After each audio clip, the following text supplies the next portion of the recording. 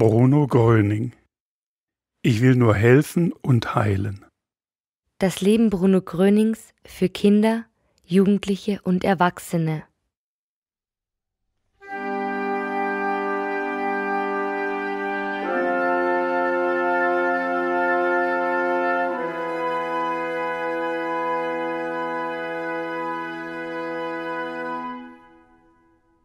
Vorwort. Liebe junge Leser, so ihr nun ein Buch über Bruno Gröning in Händen haltet, so erwartet euch nichts anderes als nur die Wahrheit an und um Bruno Gröning. Die Wahrheit, wie sie für das Leben aller Menschen von unschätzbarer Bedeutung ist. Die Wahrheit ist das, was jeder Mensch braucht, was jeder Mensch für sich, für sein Hiersein und Dasein nötig hat. Die Wahrheit wird sich durchsetzen und die Wahrheit wird zur Wirklichkeit werden. Dieses Buch über das Leben Bruno Grönings zeigt euch, was dieser kleine Mann aus Danzig erlebt und erlitten, was er getan und wer ihn verfolgt hat. Bruno Gröning war ein Mensch, der, auch als er schon lange erwachsen war, von sich sagte: Ich bin nur ein Kind. Und genauso wie heute die Kinder einen schweren Stand haben in der harten Welt der Erwachsenen, so erging es ihm sein ganzes Leben lang. Er hat sich geweigert, die Hartherzigkeit der Welt in sich aufzunehmen. Er hat dafür gekämpft, dass die Menschen das Mitgefühl und die Nächstenliebe in sich wachhalten, dass sie sich das Himmlische, das Göttliche bewahren. Bruno Gröning hat es sich bewahrt. Er hat es sich nicht nehmen lassen. Und er hat darum gekämpft, dass auch all die Menschen, die es schon verloren hatten, wieder die Möglichkeit bekommen, es zurückzuerhalten. Um das zu erreichen, musste er den Weg wieder frei machen, den Weg, der versperrt war, versperrt mit Dornengestrüpp, den göttlichen Weg. Die Verbindung zu Gott war abgerissen, und diese Verbindung musste er wiederherstellen. Er musste für die Menschen die Brücke wieder bauen zurück zu Gott. Er musste sie zurückführen vom Leidensweg auf den göttlichen Weg. Das war nicht leicht. Es rief viele Gegenkräfte auf den Plan, die alles daran setzten, ihn zu vernichten. Doch Bruno Gröning ließ sich nicht unterkriegen. Er ging seinen Weg und er machte damit den Weg frei für alle Menschen, den Weg zu Gesundheit, Freude, Wonne und Zuversicht.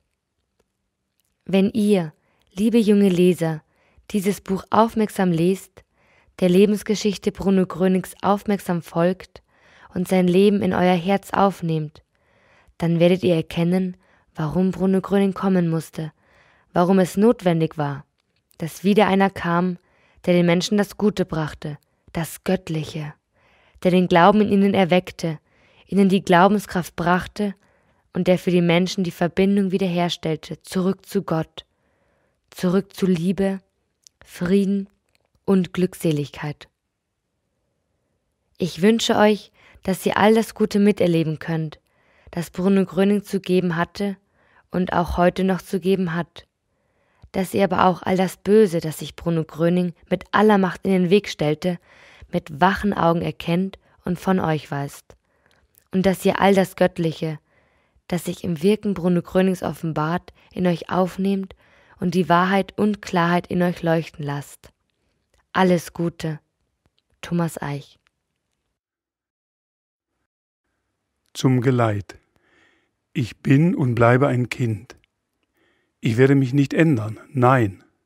Und Sie alle und jeder kann glauben, was er will. Ich bin und bleibe ein Kind. Bin nur ein Kind Gottes, mehr nicht. Bilde mir nichts ein, nein, bin auch nicht feige, es zu sagen, weil ich weiß, ich bin nur ein Kind. Aber viele Menschen sind kein Kind mehr, weil sie erwachsen sind.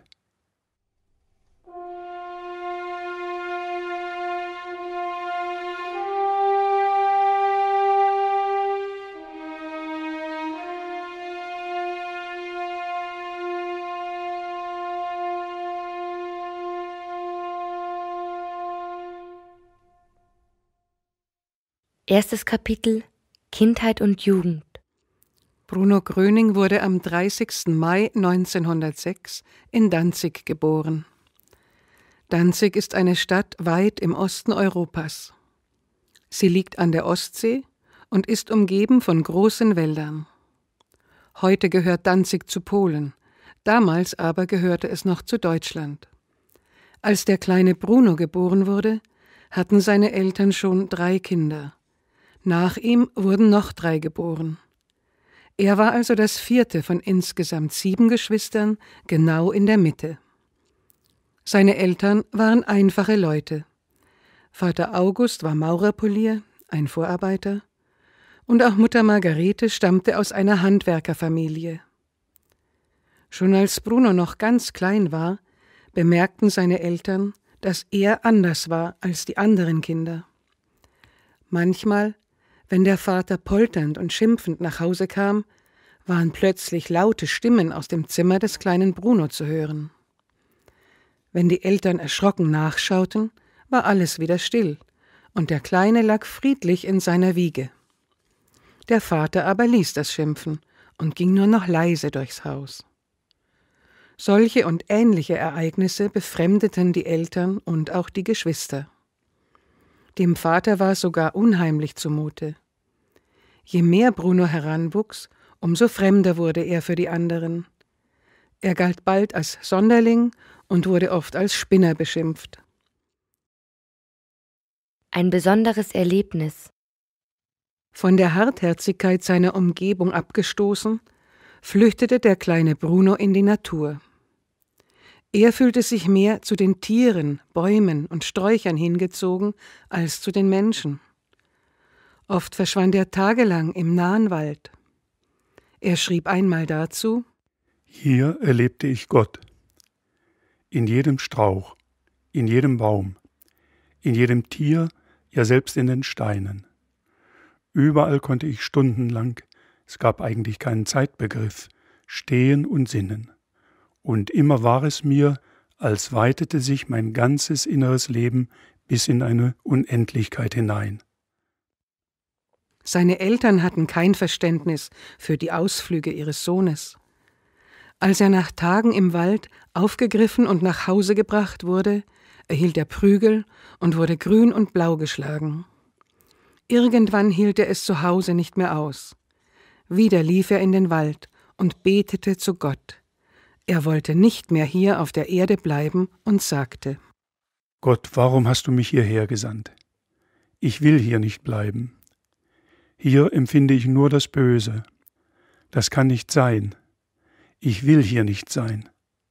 Gott Vater antwortete ihm: Du hast die Not, das Elend und die Schmerzen der Menschen gesehen und wolltest ihnen helfen. Du batest mich, dass du auf die Erde kommen darfst, um sie davon zu befreien, und ich erlaubte es dir. Und jetzt bist du da. Der kleine Bruno, er war erst 2,5 Jahre alt, erkannte, warum er auf der Erde lebte und was hier seine Aufgabe war. Ihm kam der Gedanke: Sind die Menschen nicht auch deine Freunde? Ja, warum laufe ich denn immer von den Menschen weg? Die Tiere fürchten das Böse im Menschen. Aber ich fürchte mich nicht, denn ich bin stärker als das Böse. Dass ich stärker bin, will ich allen Menschen zeigen. Du bist doch nicht mehr krank. Was er mit »Ich bin stärker als das Böse« meinte, wurde bald klar. In seiner Gegenwart wurden Tiere und Menschen gesund. Wie es dazu kam, beschrieb er einmal so: Wieder kam ein Gedanke, als ich vor einem kranken Menschenkörper stand. Aus dem Körper einiger Tiere ist doch die Krankheit verschwunden, als ich leise vor mir sagte: Liebes Tierlein, du wirst bald wieder einen gesunden Körper haben. Und so geschah es auch. Beim Menschen ist es doch nichts anderes. Als der Gedanke bei mir festlag, wurde der Körper des Menschen frei von allen Beschwerden. So wurde ich laufend von Kranken direkt angezogen, denn in allen Wohnungen, wo ich plötzlich auftauchte, waren kranke Menschen, zu denen ich immer wieder nur sagte: Du bist doch nicht mehr krank. Oder aber, wenn einige von diesen sagten, er wird sterben, Da sagte ich kurz: Nein, der stirbt noch lange nicht, gesund wird er werden. Bei jedem Kranken war ich nur ganz kurz, indem ich mich dem Kranken näherte und das schon Erwähnte kurz und leise dem Kranken sagte, worauf ich jedes Mal blitzschnell verschwand. Im Ersten Weltkrieg ging er oft in die Lazarette. Hier lagen viele Soldaten, die im Krieg verletzt worden waren. Der kleine Bruno war bei ihnen bald ein gern gesehener Gast. Die Verwundeten fühlten sich in seiner Gegenwart wohl und viele wurden gesund. In einem Lebenslauf schrieb Bruno Gröning über diese Zeit: Während meiner Kindheit und Jugendzeit, die ich im Elternhaus verbrachte, machte ich mehr und mehr die Feststellung von sonderbaren Fähigkeiten, die, von mir ausgehend, dazu angetan waren, beruhigenden oder heilenden Einfluss auf Menschen und Tiere auszuüben. Bereits als Kleinkind wurden in meinem Beisein kranke Menschen von ihren Beschwerden frei, und Kinder, wie auch Erwachsene, wurden bei Aufregung oder Streit durch einige Worte von mir völlig ruhig. Ich habe auch als Kind die Feststellung machen können, dass Tiere, die für gewöhnlich als scheu oder auch als bösartig galten, sich mir gegenüber als gutmütig und zahm zeigten. Mein Verhältnis zum Elternhaus war daher sonderbar und gespannt. Ich strebte bald nach völliger Selbstständigkeit, um aus der Umgebung des Missverstandenseins meiner Familie herauszukommen. Dem Herrgott unterworfen. Mit 9 Jahren wurde Bruno krank. Er bekam die Rote Ruhr, eine schlimme Darmerkrankung, an der damals viele Menschen starben. Er magerte sehr stark ab und lag wochenlang im Fieber. Die Eltern waren verzweifelt und der Arzt wusste nicht, was er machen sollte. Er konnte dem Jungen nicht helfen. Alle dachten, er würde sterben. Später sagte er einmal über diese Zeit: Ich habe ein ganzes Jahr lang ohne ein Kleidungsstück auf der nackten Erde geschlafen, gedürstet und gehungert. Mein Körper bestand nur noch aus Haut und Knochen. Ich habe jeden Arzt und jede menschliche Hilfe verweigert und mich nur dem Befehle unseres Herrgottes unterworfen. Und als ich nach einem Jahr aufstand, war auch mein Körper wieder gesund. Nun hatte er es selbst erlebt. Am eigenen Körper hatte er die Erfahrung gesammelt, dass Gott auch da noch helfen kann, wo Menschen nicht mehr helfen können. So konnte er später mit voller Überzeugung sagen: Es gibt kein Unheilbar. Gott ist der größte Arzt. Schul- und Lehrjahre. Bei den wilden Raufereien seiner Geschwister und der Nachbarskinder machte Bruno nie mit. Die Kinder aber machten sich oft lustig über ihn. Manchmal schlugen sie ihn sogar, weil er so anders war. Ein Bruder schlug ihm sogar einmal das Nasenbein entzwei. Er aber schlug nie zurück. Zur Schule ging er insgesamt 6 Jahre. Das war damals die normale Schulzeit für die Volksschule. Durch die Ruhrerkrankung hatte er allerdings über ein Jahr lang den Unterricht versäumt. Nach der Schulzeit machte er eine kaufmännische Lehre. Nach 2,5 Jahren musste er sie jedoch auf Drängen des Vaters abbrechen. Der Maurerpolier wollte, dass sein Sohn auch ein Bauhandwerk erlernt und ließ ihn zum Zimmermann ausbilden. Aber auch hier kam es zu keinem Abschluss. Ein Vierteljahr vor Beendigung seiner Lehrzeit musste die Firma, bei der er lernte, schließen. In der schweren Zeit nach dem Krieg gab es nicht genug Aufträge. Bruno Gröning stand ohne Abschluss auf der Straße. In den folgenden Jahren arbeitete Bruno Gröning in ganz unterschiedlichen Berufen. Mit einer Bau- und Möbeltischlerei machte er sich selbstständig. Er arbeitete im Hafen, bei der Post, in einer Schokoladenfabrik und als Elektriker, als Schwachstrommonteur. Er sagte einmal über diese Zeit: Besonders lag es mir daran, ein Praktikum durchzumachen, wobei ich das Wissen und Können der Menschen in allen Lebenslagen und allen Volksschichten studieren konnte und erfuhr, wie die Menschen ihr Leben gestalteten. Ich suchte nicht nur die Ärmsten der Armen, sondern auch die Reichsten der Reichen, um kennenzulernen, wie sie lebten. Ein Privatleben, wie man es im gewöhnlichen Sinne versteht, Kinobesuch, Aufsuchen von Wirtshäusern, Kartenspiel und so weiter, interessierte mich nicht.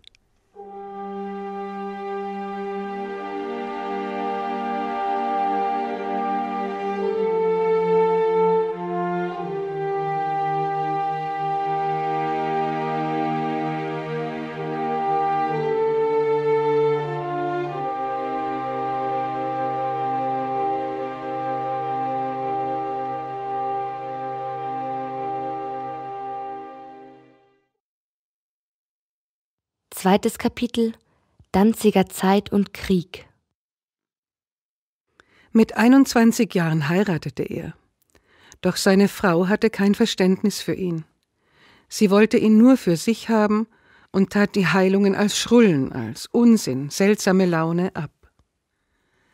1931 und 1939 wurden die Söhne Harald und Günther geboren. Sie waren seine große Freude. Doch beide starben früh. Obwohl schon viele Menschen durch Bruno Gröning gesund geworden waren, glaubte seine Frau nicht an die Heilkraft ihres Mannes. Als die Kinder krank wurden, hielt sie von ihm fern und gab beide hinter seinem Rücken ins Krankenhaus. Doch die Ärzte konnten nicht helfen. Harald starb noch in Danzig, Günther später in Dillenburg. Beide wurden nur 9 Jahre alt. Für Bruno Gröning waren das schwere Schicksalsschläge. Selbst Jahre später kamen ihm noch Tränen, wenn er von seinen Söhnen sprach. So war die Zeit zwischen den Weltkriegen für Bruno Gröning eine Vorbereitung auf sein späteres Wirken. Er musste manch bittere Erfahrung sammeln, um die Menschen in allen Lebenslagen verstehen und ihre Nöte mitfühlen zu können. Weitere Heilungen. Auch in dieser Zeit geschahen viele Heilungen. So schrieb sein Vater später: Ich selbst war von einem schweren Leiden befallen, so dass mich die Ärzte schon aufgegeben hatten. Eine kurze Behandlung durch meinen Sohn Bruno genügte, um mich wieder ganz gesund zu machen. Ein Nachbar erklärte: Bruno Grönings Heilkraft habe ich schon in ihrer Wirkung in den Jahren unserer Nachbarschaft in Danzig-Langfuhr verspürt. Ich bin oft von Schmerzen befreit worden. Eine andere Nachbarin berichtete: Herrn Gröning kenne ich seit 1928 aus Danzig, welche meine Heimatstadt ist. Herr Gröning hat sich schon damals für geistige Dinge interessiert und Menschen geholfen und geheilt. Mir sind ungefähr 20 Fälle bekannt, die auch Erfolg hatten. Auch kann ich viele Beweise geben, wo Herr Gröning Kindern geholfen hat, zum Beispiel bei Lähmungen und die nicht hören und sehen konnten. In allen Fällen hat es geklappt. Wir selbst und die Leute, denen er geholfen hat, stehen auch heute noch vor einem Rätsel. Wir haben früher uns immer den Kopf zerbrochen, wie so etwas sein kann. Ein weiterer Nachbar schrieb später einen ausführlichen Bericht über diese Zeit. Darin heißt es unter anderem: So manches Mal hat er auf seinen Schlaf, auf seinen Verdienst verzichtet. Es gab für ihn nur das eine: helfen. Oft wurde er schon damals zu Kranken gebeten, die ihn, ja sogar nachts, um Hilfe anflehten.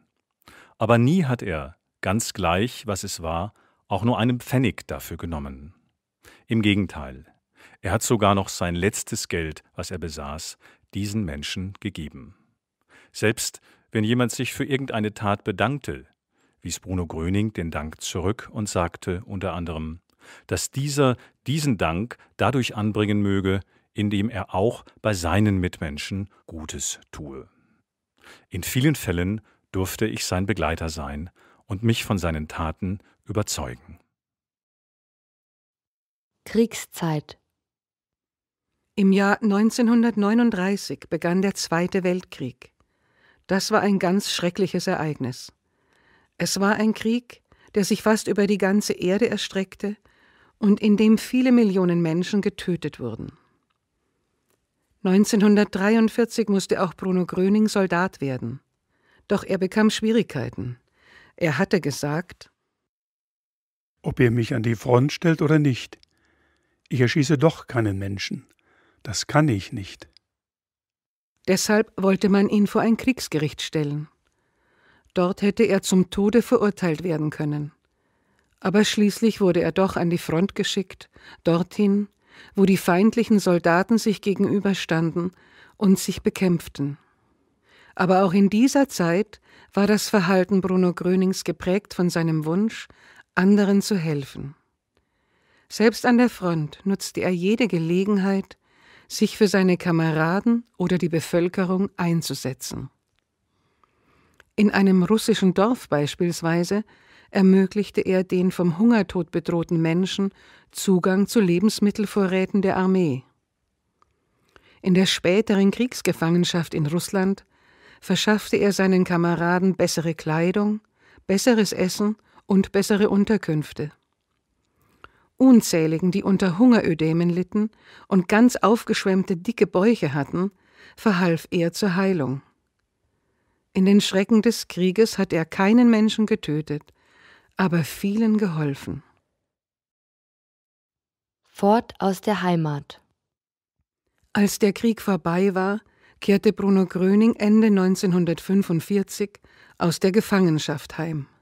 Doch Danzig war besetzt. Dorthin konnte er nicht mehr zurück. So kam er nach Dillenburg.